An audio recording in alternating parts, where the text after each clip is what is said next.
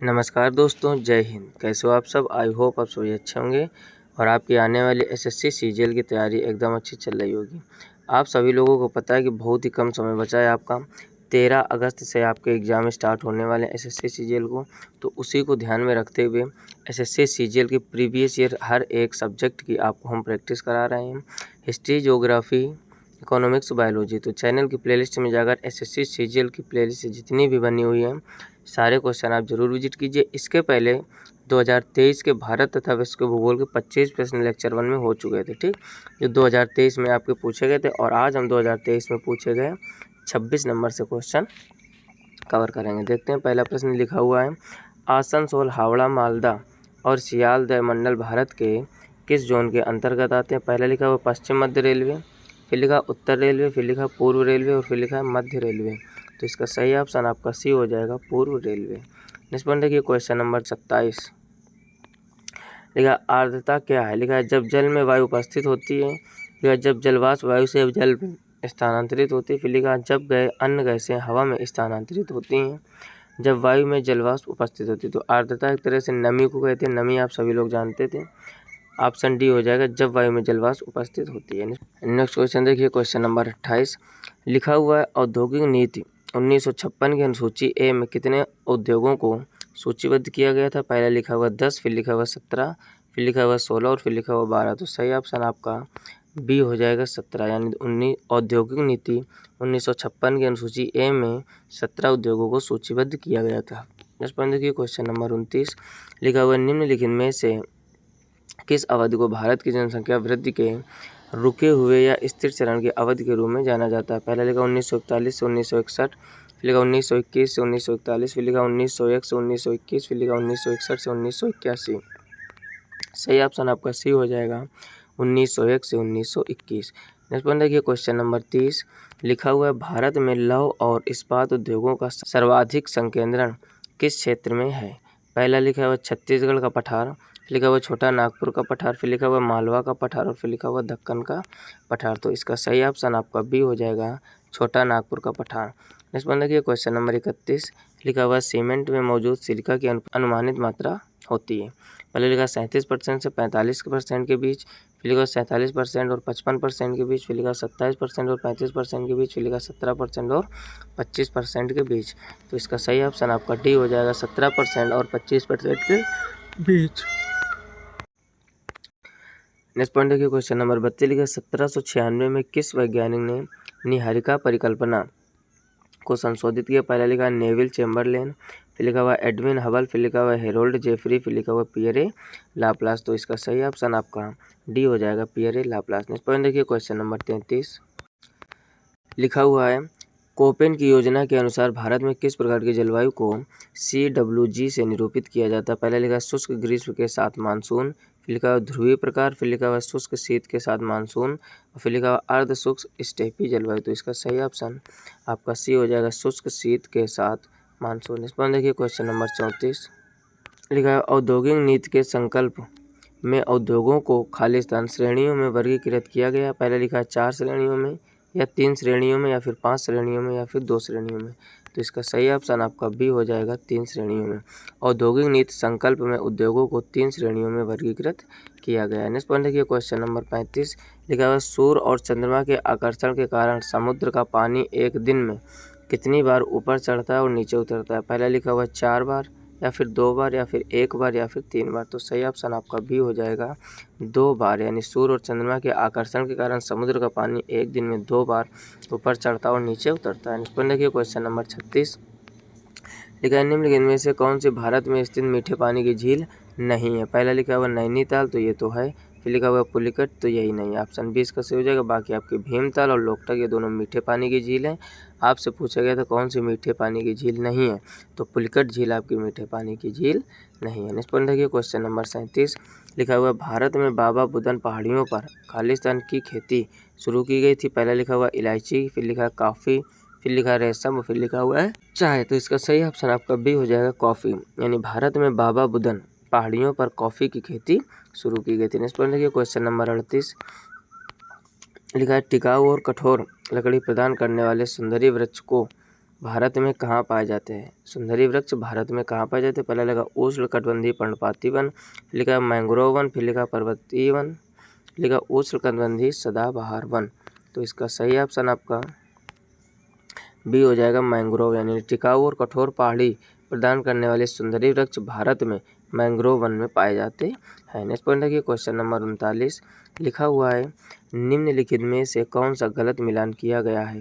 पहला लिखा उष्णकटिबंधीय मानसून जलवायु, पश्चिमी घाट, मालाबार तट और दक्षिणी असम। फिर लिखा हुआ उष्णकटिबंधीय शुष्क अर्ध शुष्क यानी स्टेपी जिसको कह सकते हो आप जलवायु, कर्नाटक, मध्य प्रदेश, तमिलनाडु और आंध्र प्रदेश के कुछ भाग। फिर लिखा हुआ गर्म मरुस्थल शुष्क जलवायु, राजस्थान और गुजरात के कुछ भाग में।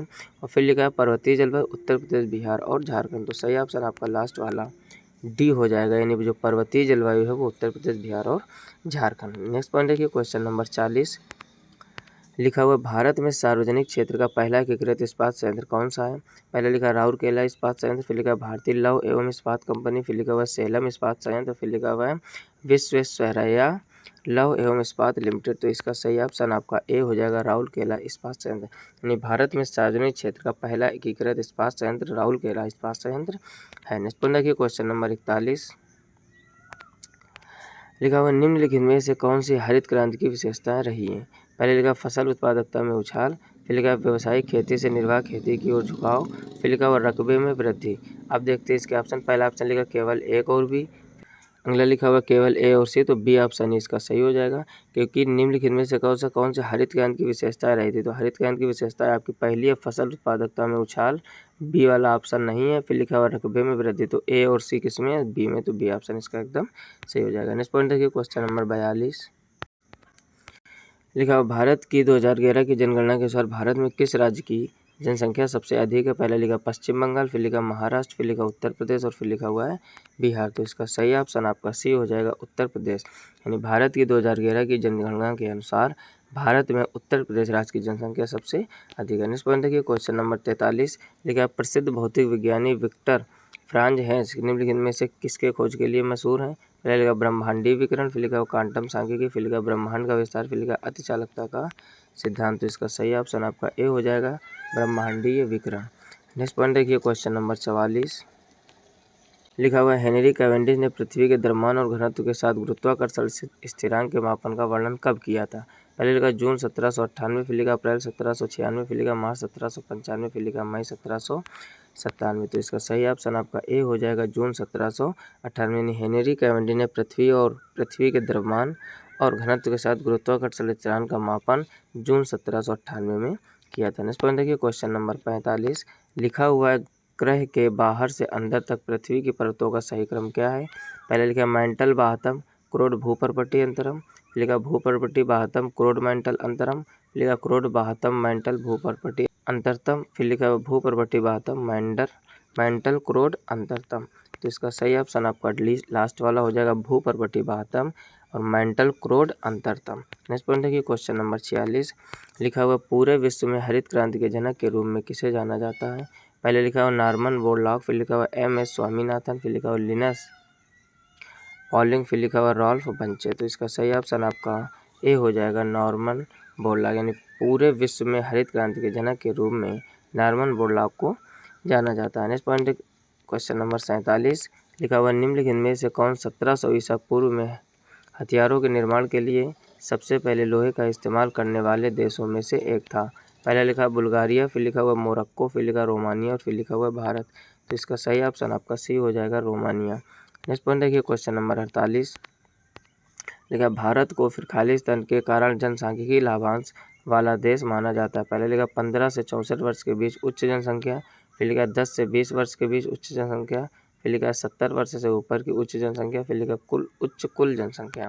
तो इसका सही ऑप्शन आपका पहला होगा 15 से 64 वर्ष के बीच उच्च जनसंख्या, यानी भारत को 15 से 64 वर्ष के बीच उच्च जनसंख्या के कारण जनसांख्यिकी लाभांश वाला देश माना जाता है। नेक्स्ट पॉइंट देखिए क्वेश्चन नंबर 49 लिखा हुआ है गहराई अधिकतम से न्यूनतम के अनुसार झीलों का सही क्रम कौन सा है? सबसे पहले आपको बड़ी बतानी।